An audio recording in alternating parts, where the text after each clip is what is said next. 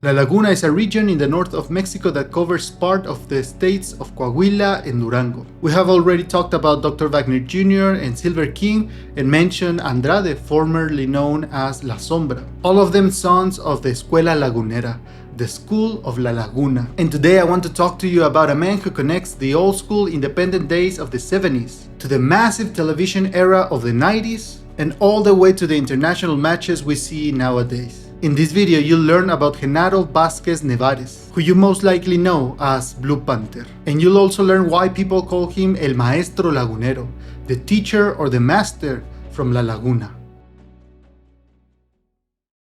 Genaro Vázquez was born in September 1960 in Gomez Palacio, Durango, in the Laguna region, which is an area known for heavy agriculture and industry. And it's always been said that this region builds tough people. Genaro said he spent most of his childhood in the local market. His mother ran a small food stall there. And as for many luchadores in their childhood, money was tight. He worked odd jobs to help his family. He swept floors, he carried heavy baskets for shoppers, and he also shined shoes in the public squares. It's clear that he didn't come from a wealthy family, but his family also didn't have a sports background. In the case of Genaro, he just absorbed the culture around him. As many other luchadores we have mentioned in this channel, he loved watching El Santo movies. But he also loved the blue mask worn by Aníbal. Knowing of such professional luchadores made him want to be a luchador as well, but he was so poor he wasn't even able to afford a ticket to watch luchas live. But that didn't stop him. He would often sneak in and hide under the bleachers. Other times he sold drinks to the crowds just to be able to be there and watch the matches. And of course he would barely sell anything. One of his brothers started to train Lucha Libre, so Genaro kept an eye on the ring. He found a trainer named Héctor López, also known as King Uno. Many agree that King Uno was one of the best teachers in the Laguna area.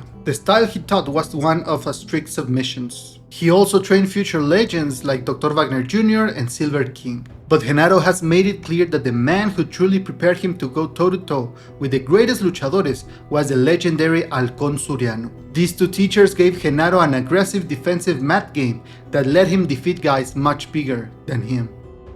Genaro considers his professional debut to be in the city of Monterrey in 1978 at 18 years of age. And he did so already as Blue Panther. But this is because he says that this was the first time he was actually well paid for wrestling, and he felt he had earned this payment because of his wrestling skills. And he actually wrestled first using the name El Cachorro Lagunero, the Lagunero Cub. He decided on the name that would make him famous by total accident in a presentation when he was in Delicias, Chihuahua. In that city, a local wrestler was already using a version of the Cachorro name. So the promoter told Genaro he had to change his name right there and then. It was then that Genaro remembered watching the Pink Panther cartoons when he was a kid. And he has said that when he watched those cartoons when he was a kid, he would often wonder if there could ever be another panther from another color. His favorite color was always blue, so he wondered if there could ever be a Blue Panther. He first thought of the name in Spanish, Pantera Azul, but there were already many iterations of that name using the word Pantera. So someone recommended he went for the less common option, which was in English, and then Blue Panther was born. Taking it back to Monterrey, the city was the center of the Northern wrestling circuit. There he met René Guajardo, a fear promoter known as El Rey, the king of the north. He saw Genaro's flawless mat control and immediately gave him a spot. He put Blue Panther in the group called La División del Norte. He gave him steady bookings and a guaranteed payment of 250 pesos. That is not much money today, but it proved Genaro that he could actually make a living doing this. He was finally out of poverty and living his dream. So, in 1978, at 18 years of age, Blue Panther was turning heads in the rings of Mexico, while a kid of just 12 years old enjoyed his childhood. And none of them could even imagine what Lucha Libre had prepared for their careers. Back in the 70s and 80s, Lucha Libre in Mexico was split. EMLL, now known as CMLL, controlled the big buildings in Mexico City like Arena México. But there was a massive independent circuit called the UWA running out of a giant bullfighting ring in Naucalpan, the Toreo de Cuatro Caminos, which I already mentioned in the Connect video. Blue Panther went to the UWA, which had a heavy stiff wrestling style. They traded talent with the Japanese companies, and it was the perfect place for Panther's hard-hitting submissions. He started as a técnico, a good guy, but he soon realized that his brutal submission style worked better as a rudo, a villain. He cemented this character change through a bitter feud with his tag team partner, Blackman. They won many matches as a team, but Lucha Libre creates big egos. Blackman beat Panther in a championship match, but Panther took something more valuable as revenge. Their feud peaked in 1986. They had a mask versus mask match at El Toreo. Blackman took the championship, but on that night, Panther took his former friend's honor in the form of his mask. He took his mask and forced Álvaro Meléndez to show his face. This win proved Blue Panther was a top-tier predator in the independent scene. He spent the next few years taking masks and hair, including unmasking Kendo in Tijuana in 1988.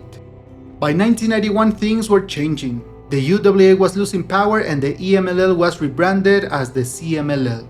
Blue Panther saw the change and he quickly jumped to the Arena México to wrestle in CMLL. CMLL wanted to create their own world titles, so they held a tournament for the first CMLL World Middleweight Championship, and Panther fought his way all the way to the finals. There he ended up facing El Satánico, a legendary brawler and one of the most feared men in the business. Panther took the win, showing once again that he could go one-on-one against the best luchadores. But do you remember that 12-year-old kid that I mentioned previously? By this time he was already a man, and he had come from the United States to wrestle the best luchadores in the world. The storm had finally arrived.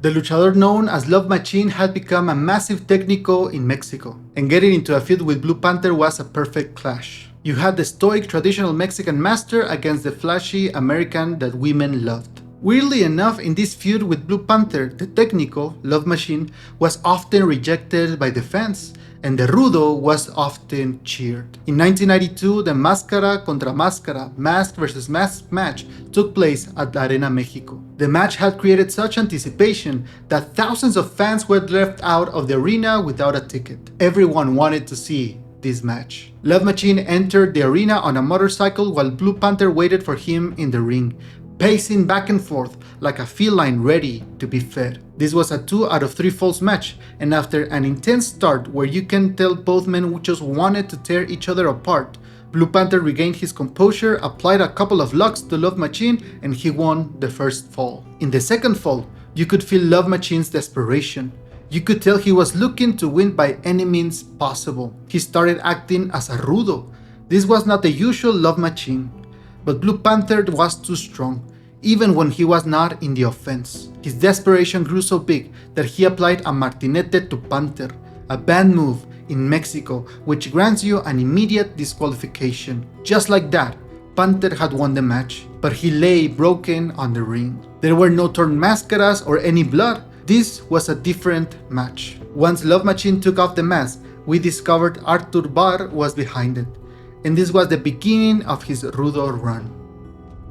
Later that same year, Antonio Peña left CMLL alongside Conan, and they created Lucha Libre AAA. Once again, Blue Panther saw the potential of this new company and he left CMLL to go join the newly formed AAA. Over in AAA, Blue Panther and the unmasked Love Machine picked up right where they left off. And in 1993, they had a hair versus mask match. I actually believe this was a better match than the first one, and this actually went to the third fall. Unfortunately, Art Barr didn't learn from his previous mistake and tried to apply a martinete to Panther. But El Perro Aguayo stopped him because he knew he would get disqualified. Nonetheless, this intervention cost Art the fall, getting disqualified once again, and losing the match and his hair.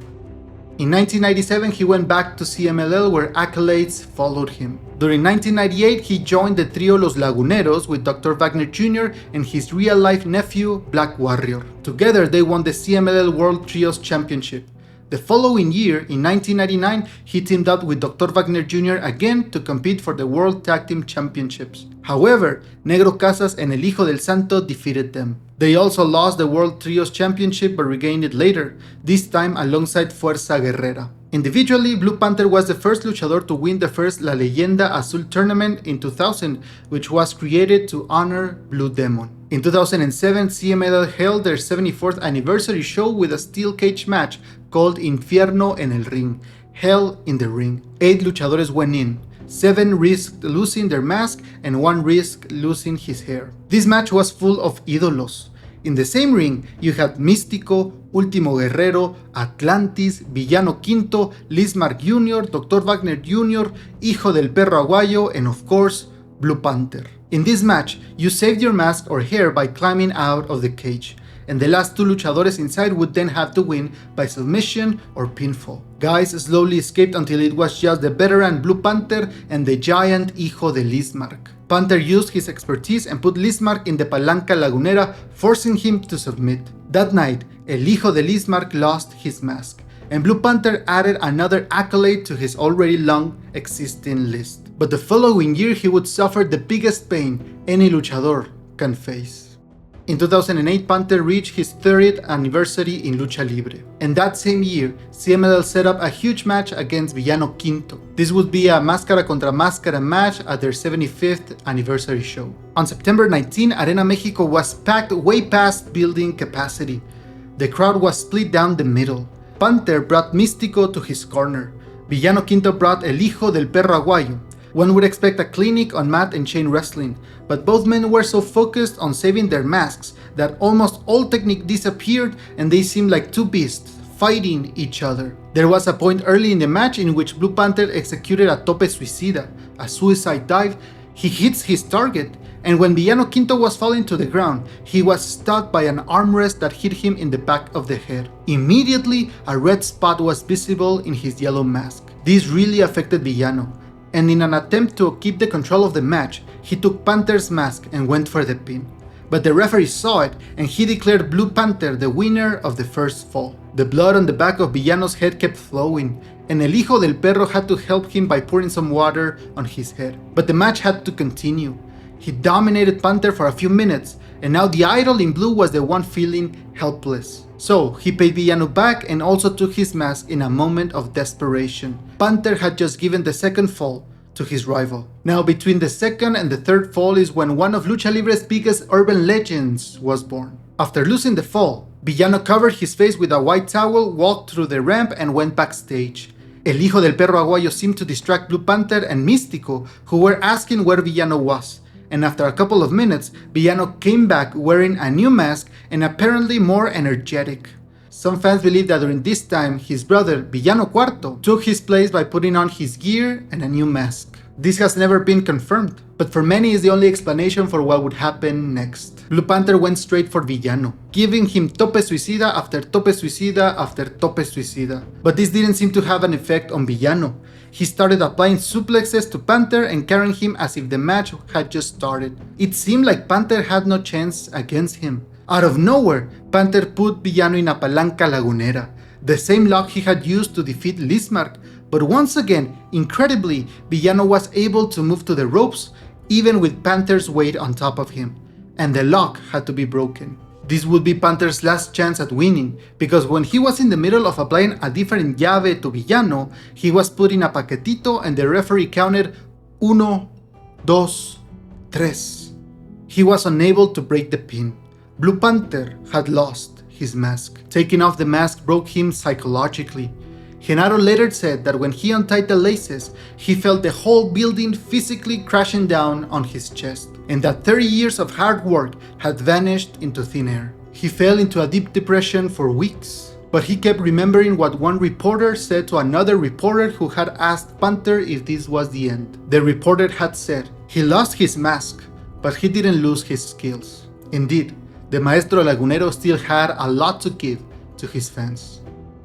He's earned the title of the Maestro Lagunero not only because he's a master of his craft, but also because he has helped dozens of luchadores to improve their skills. That's one of the reasons why modern wrestlers revere him, including Bryan Danielson, who wrestled as Daniel Bryan in WWE and has been very vocal about Blue Panther being his idol. I don't know if you knew this, but when Danielson had to retire due to medical issues years ago, Panther sent him a signed mask and a video message. Of course, Danielson never forgot that. And in 2024, during Danielson's final full-time year, he traveled to Arena México specifically to wrestle Blue Panther. Panther asked the Wrestling Commission for special permission to wear his blue mask for 30 days to honor the match. He also wanted his match with Danielson to be something special for him and for the fans. They wrestled on April 5, 2024 in Arena México in what was a dream match for everyone involved and the fans. Being honest, in this match we got to see a lot more technique from Blue Panther than in the matches where he defended his mask, which shows how much a match can change when your honor is at stake. This match was everything fans expected, and even though Panther was already 64, seeing him wrestle with his mask made it seem like he was far younger. In the end, Danielson beat his hero by putting him in a lapel lock. At the end of the match, both men showed respect for each other. Danielson said it had been an honor to share the ring with his ídolo. He fell to his knees and thanked him for the match. Now I would like to answer the question of how Blue Panther has been able to wrestle for more than 40 years. As you know, modern wrestlers do high impact dives. These moves destroy your knees, ankles, and spine. But Panther stays on the canvas. He displaces his opponent's center of gravity and conserves his own energy. His main submission is El Nudo Lagunero, the Lagunero knot. It is a modified figure 4-leg lock that traps the arms and the torso, turning it into a mechanical trap. He isolates your legs and stops you from breathing properly. You have to tap out, and Panther barely breaks a sweat doing it. He also uses a Fujiwara armbar, a palanca lagunera, where he shifts his body weight to hyperextend the elbow in a split second. This style has allowed him to keep wrestling to this day when he's 60 years of age. And fortunately for us, the Panther legacy will continue since his actual sons currently wrestle in CMLL as Blue Panther Jr., Dark Panther, and El Hijo de Blue Panther. Genaro Vázquez Nevares has survived 48 years in a sport that destroys people. He started training Lucha Libre because of his brother, and he ended up being the teacher of some of the biggest names in Lucha Libre. He survived betrayals, banned pile drivers, and the emotional collapse of losing your mask. He has said he wants to open a Lucha Libre museum in the region of La Laguna to honor the wrestlers of the north, showing that after decades he still wants to give back to Lucha Libre. He proved that losing your mask doesn't mean your career has ended, and that even if you can't see it, your work ethic and dedication can inspire people from other parts of the world. Lucha Libre was blessed by Genaro, and his current and future fans will always thank El Maestro Lagunero for what he gave us. Here in Let's Talk Lucha, we want to thank Genaro.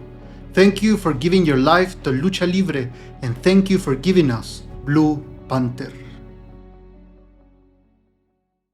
Thank you for watching this video. Let me know in the comments what other luchadores would you like me to cover in these videos. Remember to join me every Saturday to watch the AAA weekly shows together, and follow me to learn more about Lucha Libre. I'm Eric, and I will see you in the next video.